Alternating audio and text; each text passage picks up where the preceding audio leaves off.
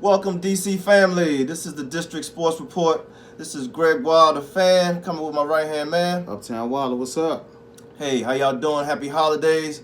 Almost reaching that New Year plateau, 2019. Before we do, let's recap this Wizards game. We played the Chicago Bulls tonight at Capital One Arena, home game, going for our 10th home win of the year.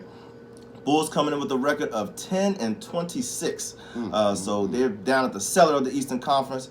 Looking up at us, actually, we're 13-22. Ain't looking that high. Nah, you're right about that. Now, we're on a 2-game losing streak, and we're trying to avoid another 3-game slide.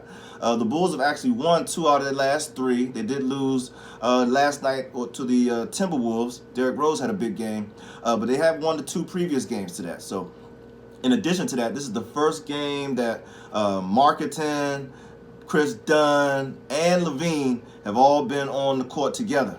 Finally got their threesome intact. So even though they're in rebuilding mode, they're still a very young, highly athletic, very hungry team right now. And we're coming in a little short-handed. So we got no Markieff Morris tonight. Couldn't figure out what's going on with him. Wasn't on the injury report, but he's definitely out. And John Wall's out tonight, still battling that heel injury that's been nagging him lately. So somebody's going to need to step up, right? So let's get into it. First quarter, Wiz were up by 2, 22-20. Pretty even keel first quarter, pretty much a defensive battle. No teams really catching fire, which tells you why each team only scored 20 points, which is pretty low for a first quarter. Second quarter was more the same. Both teams end up scoring 20, pretty much a defensive battle. Yeah. Not too many players getting hot, but it was nice to see us kind of hold it down, even though we weren't making shots, because normally when we're not making shots, our defense goes all the way out the window. Quickly. So it was a 2-point lead for the Wizards at halftime, 42-20. But one thing I found very interesting was in the second quarter, Scott Brooks featured a lineup that I'd never seen before. Baker, Ron Baker, newly acquired. Sato, obviously, filling in for John Wall. Sam Decker, our newly acquired forward. Randall, we just called up from the G League. And Mahimi, who's been getting a lot of DMPs lately. So this is a lineup that has not played together, obviously, pretty much. Haven't got a lot of minutes on the floor with the Wizards. So why are they on the floor? Why? No one in this unit averages more than 7 points a game. So my question, like Wallace saying, why? Who is going to get the points? Where's the scoring coming from, right? As expected, we struggled to put the ball in the hole in the second quarter, which is why we only had 20 points, right? But it was, like I said, a decent defensive lineup.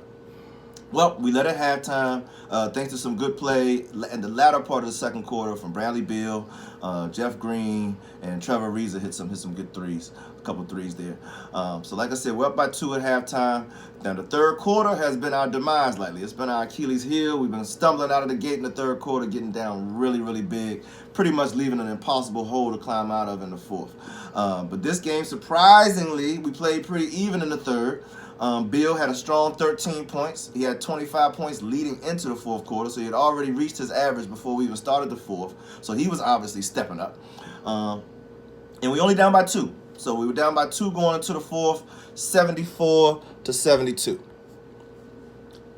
Fourth quarter felt like the movie Bird Box, right? I was like, I can't even watch this debacle. Please don't make me watch it. Please don't make me watch it. And when I did watch, I wanted to jump off the roof of the Capital One Arena, just dive off the nosebleeds, man. Got down in the fourth, pretty much a 6 to 8 point lead that we couldn't seem to overcome. We ended up losing 101-92, a home game. Tough game to a division rival, Chicago Bulls, who's trying to creep up on us in the standings. In a game that he went to tonight and had to suffer. Not funny. Not funny. I know, bro. All right. So, got to give a shout out to Bradley Beal. He stepped up. He scored 9 points in the fourth. He finished with 34, added 5 assists.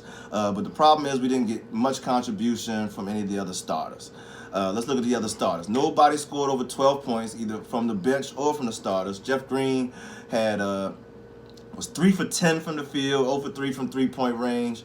Ariza was 3 for 11 from the field, 2 for 8 from three-point range. Satorowski, 4 for 11 from the field, only 1 out of 4 from 3. So all 3 of those players who really were asked to step up in John Wall's absence and Markieff Morris's absence all shot under 40%. And from 3-point range, it was completely abysmal, 3 for 15, okay? Also rebounding. We talk about rebounding a lot on this show. Nobody had double-digit rebounds on the team, not one player. The Bulls had 2. Marketing had 14 boards. Carter Jr. had 13. So both 2 players for them combined for 25 boards. Our lead rebounder was Thomas Bryant with 8. It's not going to do it. Not going to do it. That's ridiculous. So we lose another one. Key takeaways. Number 1 for me, John Wall's heel injury may be more serious than we anticipated, family. He's scheduled to go see a specialist. I saw that. Obviously, it's a painful, nagging injury at best. I'm prayerful that it's not an injury that's going to require surgery. For those that don't know about foot injuries, for NBA players, they're very tough to heal. They can be nagging for a season if you don't get them corrected. And look, resting John Wall does not look good for a team that is now 10 games below 500. I never thought I'd say that this year. We are 13-23. Second takeaway, Ron Baker's presence versus Troy Brown's absence. Now, notice newly acquired Ron Baker's a hustling boy. I call him Billy Hall, messing with him, but he's a tough, gritty kid. But he played 13 minutes tonight. He was 0 for 2 from the field. Missed both of the threes he attempted for a donut, 0 points. My question is, why still no Troy Brown Jr.? He had 0 minutes tonight. Once again, a DNP. I'm not sure how bad things need to get for this boy to get some minutes. I don't know what this team needs to do for him to have an opportunity, because obviously we're not playing well right now, and I think that you should play the boy. I mean, Scott Brooks, play the rookie. Lord knows. It can't get any worse than this. But seriously, let's do the math. You got your star point guard out. You got Markeith out. Right. Shouldn't that stretch the bench to put in rotation more people? No Otto Porter. You look at and Porter. I forgot about that. And then when I look at the DNP who didn't play, why is Brown? Oh my God! Like Scott Brooks, I really don't understand what you're doing as a coach, man. I really don't understand the lineups that you had tonight.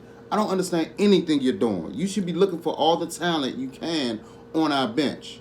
But when you got somebody sitting on the bench making $15 million and he's on, oh my God. I don't understand your tactics. I don't understand your coaching. And the more and more we lose, it makes me really look back at when you were in OKC and wonder, really, you just had the talent. Maybe that's the only reason why you won so many games out there. Because I don't see your coaching ability here. And I'm really tired of it. Yeah, it's really starting to get frustrating, man. What's going on the top floor, man? All right, man, DC. This is the top floor breakdown. Capital City Go-Go, we lost by a basket, 104-102. Pishon Howard, he had 25 points. He balled out. McCray was right behind him with 22. He was right there at the end. He almost got us over the hump. But shout out to the Capital City Go-Go for doing a great job. They went 4-2 on the road. So keep doing your thing, man. We need all the wins we can get, man. We do. I think they're 8-8 right now. Yeah. Joel McCray had a chance to tie it up with a 3. Just came a little bit short. We'll be back next game, I'm sure. Oh, yeah, we sure will. Right. Georgetown plays the Howard Bison tomorrow, so that's going to be a real inner city, what can you call it, new rival? Whatever. Go Howard, go Hoyas. I don't care who wins. You all DC, we love you. Hey. I'm a Hampton man. I love my Howard University, but I'm gonna go ahead and root for Georgetown on this one. Georgetown is 9-3 right now, going for their 10th win of the year. Hey, this is our last tune-up game before we go to the Big East. Yeah, I know. We face some real opponents. You know what I mean? I think McClung gonna do something. Hey, that's my boy. I can't wait to get to the Big East battles, man. Going with the winning record. Georgetown, we looking good. Go Patrick Ewing, keep it up, baby. That's right. right. What else Last but not least, shout out to Anwan Glover, a.k.a. Big G, Big Homie. Yes. Uptown Comrade Transition Series. Just got a deal to go to Amazon Prime. I'll be watching every episode. Make sure y'all check that out. Adonis Blackwell is his character. Man, it's real interesting. Based on a few true stories from the city. Yep. Real gritty, grimy. Love it, man. Shout out to Transitions. Shout out Big G. Hey, we always behind you, big boy. Top flow. Hey, we'll see you on Sunday. Y'all should come out. Society, backyard. It's always a party. We're going to be celebrating the Redskins' final game of the year. Hopefully going 8-8 for the year, getting that 500 record. Hopefully going out with a win. All right. And AP, come back next year. I heard you want to come back. We definitely want you back, bro. Yeah, we want you. All right. Next game. Charlotte Hornets, y'all. It's a home game. It's a back-to-back. Get on down to Capital One. Let's support this team. Let's try to get a win. Charlotte's coming off a win against Brooklyn. They're now 500 at 17-17. So they're going to be trying to take it up above 500 on us. At this point, y'all, every game is a big game. Every game is a must-win, all right? With our record right now, we cannot afford to lose, especially to anybody in the Eastern Conference. This is our first time facing Charlotte this year. Kimball Walker's averaging a career best 25 points a game. He the is boy hooping. That absolutely boy balling. balling. So he's going to be a juggernaut to stop, but we can do it with a collective effort. Let's bring the energy crowd. Whether you're watching from home or watching at the game, let's see if we can get this W. All right? Hey, before you go, sign up for the 3-on-3 Pursuit Basketball Tournament, y'all. We want to see you out there. It's a great community event. Pursuit Sports Group puts it on. It's their 8th annual 3-on-3 tournament. I believe the discount ends January 7th, so get in where you fit in. All right. Got a week left. Get About your a week squad. Sign up. Join us. Don't make no threes on me. Don't dunk on me either. March 30th is the date. Sitwell Friends is the place. You got plenty of time to get yourself in shape. All right. The event will feature not only a 3-on-3 tournament, but a 3-point competition. It's going to have great raffles and prizes to take home. It's going to have live music, free food, which you know I don't miss, free massages, and hey, they got some great partnerships. The Wizards, the Mystics, Gatorade, District Sports Report. yours truly. We'll be there. So come on, sign up. See you soon. District Sports Report. We'll check in with you tomorrow after the game. Go Wizards. Let's do this. DC, we love you. We out, man. We out.